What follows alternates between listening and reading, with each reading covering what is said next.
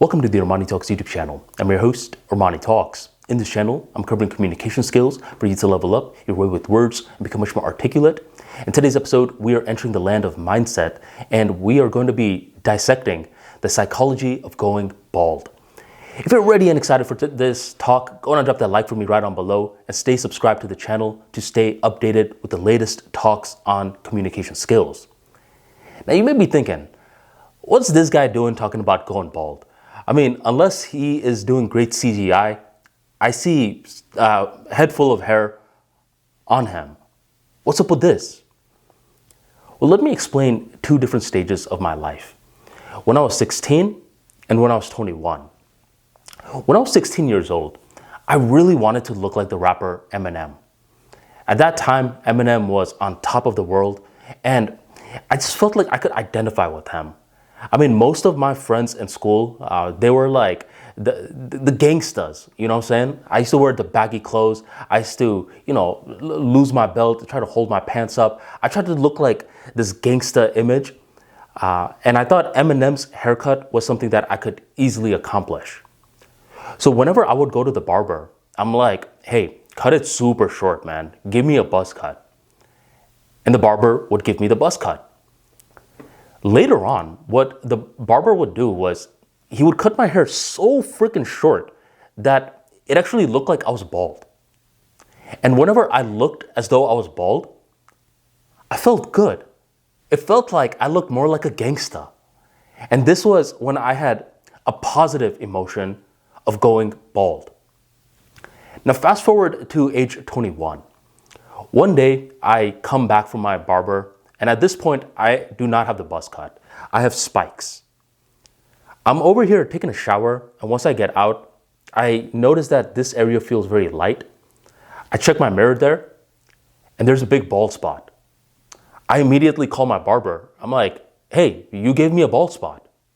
And he's like, no, Armani, it would be impossible for me to give you a bald spot because the lowest I go with you is the clippers of 5. How are you going to get a bald spot from clippers of 5? I thought, okay, that makes sense. Then what the hell is going on? Why is there a bald spot on my head? I started to go to different doctors, and eventually my dermatologist was like, I really don't know what to tell you. Like, give me some time to research this issue and I'll get back to you.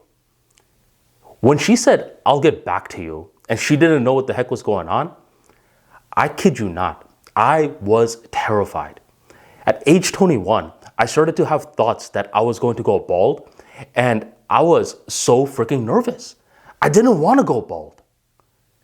So what's the difference? At age 16 and at age 21, being bald was part of the equation, but at age 16, I felt good. At age 21, I felt pain. What's the biggest difference? Choice. Because at age 21, I did not have a choice. And that's what it's like for a lot of these guys that go bald or their hairline starts receding at a later part of their life. They just don't have any choice in the matter. And what's annoying is that they're having a lot of self-esteem issues. Because to really understand how annoying it is to go bald, let's say in your 30s, not when you're 60 or whatever, but in your 30s, you're just starting to lose hair. They are pretty much changing their identity. For the longest time, a part of their routine was to comb their hair, to gel their hair, to style their hair in some way. And then suddenly, that is being robbed away from them, and they have no choice in the matter. So this is hurting their feelings. In addition to that, the environment is piling on them because the environment is looking at this guy, and some of them are casually cracking jokes. Yo, look at Mahmoud. Yo, where'd your hair go, bro? I mean, you're only what, like 32? You're already losing your hair? Some of them are casual jokes like that. And other folks are what I call the pretend doctors. Hey, Mahmoud, if you ate more onions, you wouldn't be losing your hair like that. And Mahmoud is feeling pain from his internal world plus his environment. And suddenly, like that, this guy who could be confident in many aspects of his life, he could be a great doctor, he could be making a lot of money, has a great wife, great family, everything is still insecure. And that's when Mahmoud can do two things. He could either take the whatever response, such as accepting it and go fully bald, or he could exercise a very radical response where he goes to Bolivia and gets hair plug surgery. I've seen both situations occur with different folks. Whenever you see someone going bald, understand that they are feeling a lot of inner demons about it. No one, and I repeat, no one willingly wants to go bald. Every now and then someone will say, well, I do. It's like, okay, you may be one of the rare few folks, and I don't even know if I believe you. I feel like you're lying. I feel like if an angel came to you and said, hey, dude, would you like a head full of hair? They'd say yes. So I don't think anyone really wants to go bald. So whenever someone is going bald, avoid bringing it up too much. Because some people try to become comedians out of nowhere. Then they try to bring this to the forefront of everyone's awareness. Hey, look at this picture of Timothy and look at this picture of Timothy. Look at his hairline here and look at his hairline here. They're basically making fun of Timothy.